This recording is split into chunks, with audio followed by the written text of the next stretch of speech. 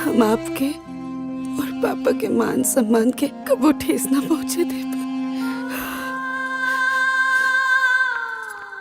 हमरा अपना बेटी पे पूरा भरोसा बा।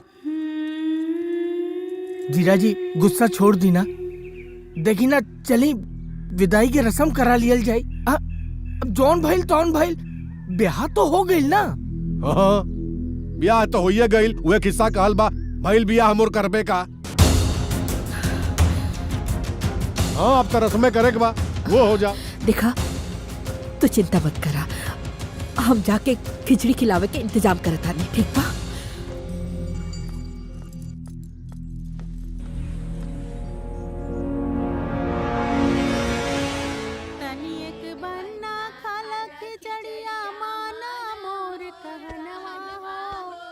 राकेश हमार बात ध्यान से सुना।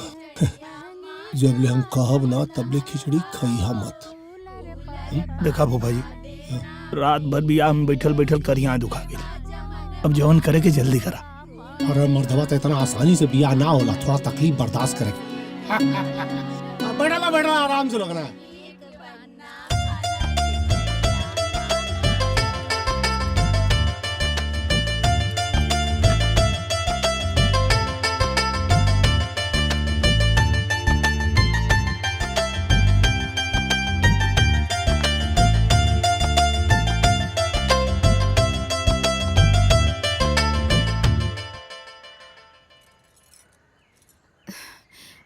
बाबू खा ली ना, रउआ खा ले तो हमरा के संतोष मिल जाई।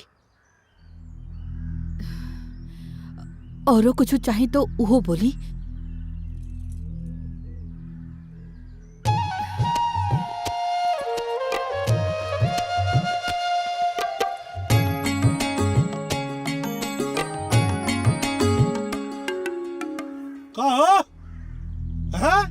जलेबी देखते मुंह में लार चुहे लगल है। जा मर्दवा, काले रहता तो 2 किलो जलेबी खरीद के लिया रहती हम। छुच्छा खा लेला खिचड़ी, कुछ मिलल उलल हा?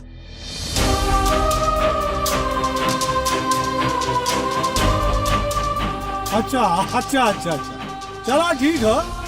ससुरारी का मिलल तो धूर भी सोना होला, जवन भाग में रहे तो मिल गई तोरा के। खाला लोगन।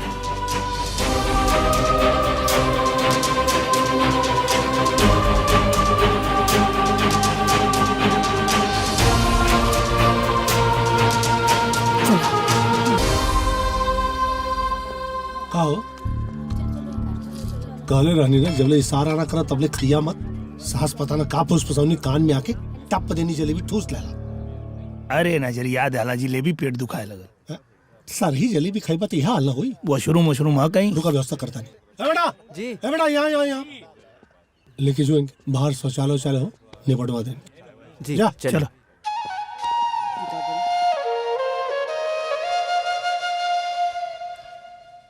अरे बेटा तनी है ने आवा। हाँ पंडित जी, शादी के अंतिम रस्म अभी बाकी बाटे।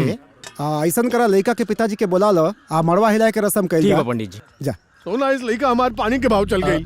पिताजी पंडित जी बुलावत बाड़े, माड़ो हिलावे के बा। दिमाग हिलल बा, माड़ो हिलावे के बा। खाना तो ठीक से दिला ना, नाश्ता तानी दम कर दिया। चला आवा तानी, माड़ो हिलवाई है। जीजा जी चली ना। जल्दी बस जा तो ही। हुआ चली।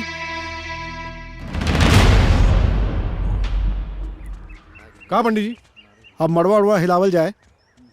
हाँ यो कर लेवल जाए। बियाह तो होइए गई। चला अब विदाई हो जाए। चला हो, हमने ओरी से पाउन रस्म करी है। चला पाउन। देखिए सुखदेव बाबू, एक बात साफ साफ कह दी कि हमार तोहार जीवन भर का संबंध यही सम्मान पे टिकल बा। मड़वा हिलावे जा रहल बानी, लेकिन एक बात ध्यान रखब कि जितना लोग आइल बा ना, रोज रोज तोहरा दुआरी पे ना आई। हाँ यही सही सोच के नेक देव कि हमारा नजर में तोहार सम्मान बढ़ जाए। हम पूरा तैयारी के साथ ही आइल बनी। बाबू तैयारी के साथ बाड़े हो।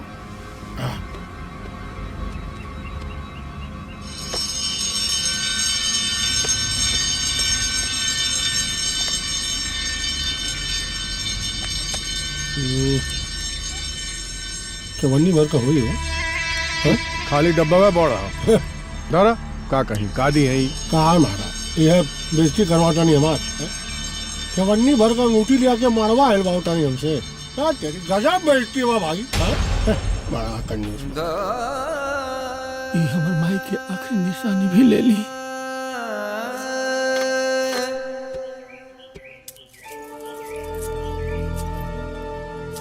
जाए दे पाहुन ई लोग के हमनी के ठगे के रहल त ठग ले हलस लोग। अब बोलने से कोनो फायदा ना हैला धरा अपन जा जा लेके जा बड़ा आदमी बन जा लोग।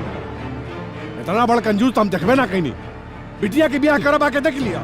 समझी जी हम जवन कहनी अपना से सोच समझ के बढ़ के कहनी ओकरा बाद भी अपने लोग के कोनो तकलीफ भइल होके त हम हाथ जोड़ के माफी मांगता नहीं। दीदी का लड़की होखल इतना गुनाह बा। जब से ही ब्याह तय भइल बा तब से मम्मी पापा बस हाथ जोड़ के खड़ा बड़े। कमी द्वार पूजा से लेके विदाई तक देखता नहीं कमी क्या लगल बा। क्या करें यहाँ नहीं अरे बड़वा इलावा विदाई की तैयारी करो लेकिन इनके बस के नहीं के सही काटा रहा विष्णु। चलो भाई विदाई का तैयारी करा लोगन। रुको लोग रुको लोग रुको लोग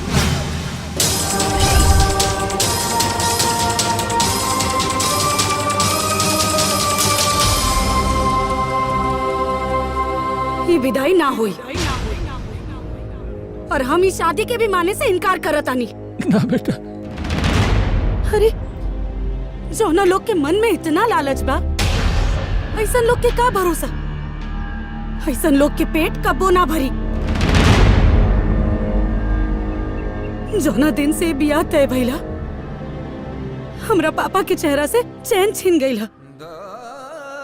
वो हमरा सुखी वैवाहिक जीवन खातिर कि शादी अच्छा से संपन्न हो जाओ एकरा खातिर अपना जमीन के साथ साथ हमरा भाई बहन के भविष्य तक गिरवी रख देले।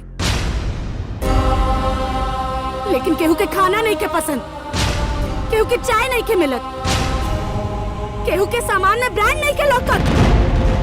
हमरा खुशी खातिर हमरे माता पिता अपन सर्वस्व लुटा दिए तब कोई बात के का गारंटी है कि वो खुशी कायम रही। अरे जौना आदमी से इहे मंडप में हमार शादी भइल जे हमार मान सम्मान के रक्षा करे के कसम खइला सा आज जब यह मंडप में इतना कुछ हो रहा है वो एक शब्द ना कहलस ओकरा भरोसे पर विदा हुई हम नहीं की मानत हम शादी के और ये विदाई भी ना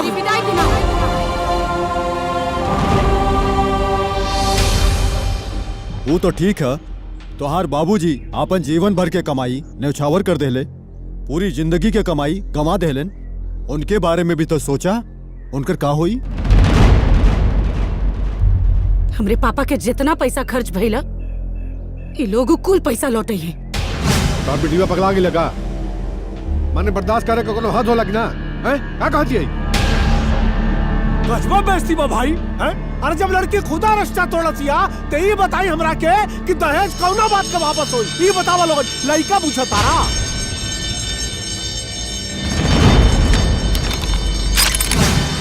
हैं